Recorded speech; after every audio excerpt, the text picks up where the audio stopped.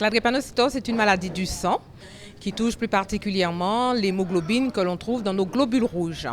Alors tout d'abord, c'est une maladie génétique, c'est-à-dire qu'elle se transmet de génération en génération, c'est-à-dire de parents aux enfants. Et cette maladie, elle est responsable de crises de douleur, de crises douloureuses qui peuvent survenir à n'importe quel moment dans la vie du patient drépanocytaire, enfant ou adulte.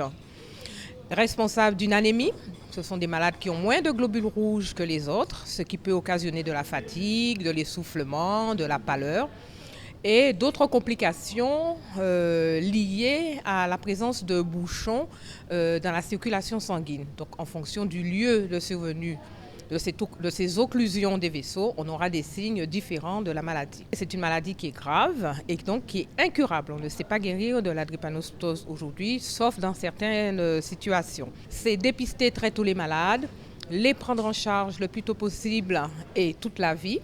Mais il y a aussi la recherche pour essayer de comprendre cette maladie, qui est la première maladie génétique connue, identifiée dans l'espèce humaine et qui a encore de nombreux mystères pour nous, pour les chercheurs, mais aussi pour les cliniciens qui prennent en charge les patients. En particulier, il s'agit de pouvoir trouver de nouveaux traitements plus efficaces que ceux dont on dispose aujourd'hui.